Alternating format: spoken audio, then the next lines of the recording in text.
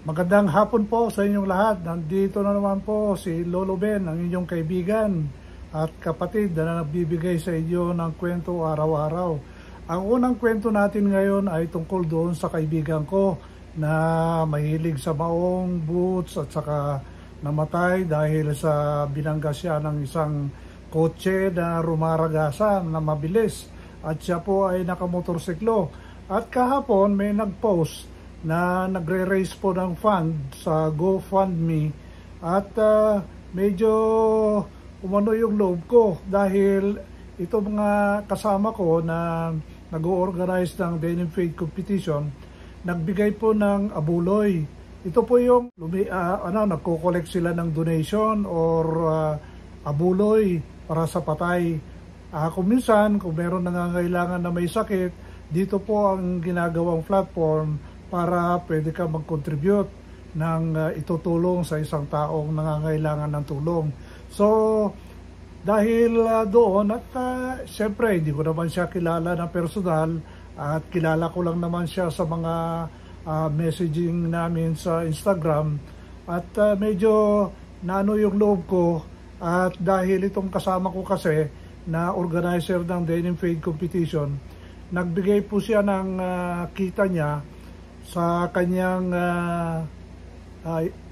hindi ko lang alam kung YouTube ito o meron siyang ginagawa sa social media at nag-contribute siya ng almost $200.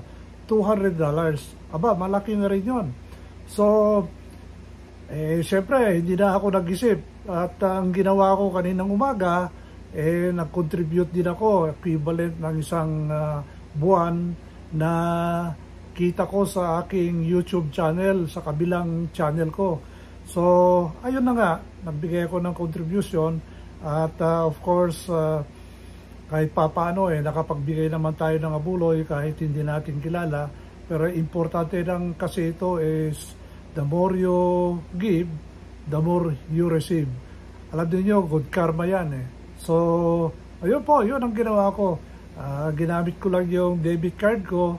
At mabuti naman yung debit card ko nakakonect po sa mga worldwide credit cards like Visa at saka Mastercard, so madali lang.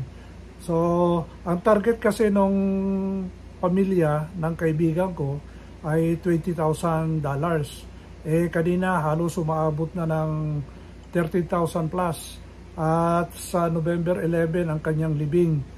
Meron kasing kaibigan ng kanyang asawa na nag-create po nitong GoFundMe dahil kung pwede, doon sila itong mga donasyon na ito o mga abuloy gagamitin nila sa panlibing, funeral services. Alam niyo, mahal din kasi ang pag mga ganyang services sa Amerika. At saka yung kaysa-isa niyang anak, siyempre mag-aaral. At kung meron maiiwan, ibibigay doon sa bata para meron siyang kahit papano pansimula para makapag-aral siya at saka kung pwede makapagtrabaho. So alam nyo, nakatulong ako kahit papano, kahit hindi natin kabayan. Basta importante, yun na nga, good karma ito. Ang pangalawang balita is yung bagyo na si Bagyo Leon ay talagang niragasa po yung Batanes Island. Ito po yung pinakahilaga na northernmost province natin, yung mga islands ng Batanes. At inaabot po sila ng ng malalakas na hangin at saka ulan. At umabot po ng signal number 4 doon, yung hangin. At yung Bagyong Leon ay papunta na po ng Taiwan. Ang mahirap po yung Taiwan, talagang nag-announce na ng advisory na walang opisina, walang lakad, walang sinuspend nila yung mga transportation system nila para pati flights, pati yung mga train nila, pati mga sasakyan na pampubliko, i-stop nila para mapaghandaan yung pagdating itong Typhoon Leon kasi sa kanilang pagsususi, ito po yung pinakamalakas na nakikita nilang typhoon na darating sa kanilang bansa. for the past 30 years. So, ganun po ang paghahanda nila. Sana po ganun din ang Pilipinas. Ngayon, yung isa pang balita ano pa yung isang balita ko na dapat sabihin? Ayaw ko naman kasi magbalita ng politika dahil nakakainis na. Puro drama na lang yung politika. Ang huli ko palang balita yung baseball team ko na LA Dodgers kasi taga LA ako So mahal na mahal ko at fina-follow ko yung mga laro ng LA Dodgers. Ito yung baseball po. At ang kalaban nila sa championship ng Major League Baseball World Series ay yung New York Yankees. Kanina, hindi na ako nanonood. Kanina dahil 5-0 na natatalo na yung LA Dodgers. Pero pagdating sa pang-5 inning, kasi 9 innings yan kumbaga sa gitna, naka-score yung LA Dodgers.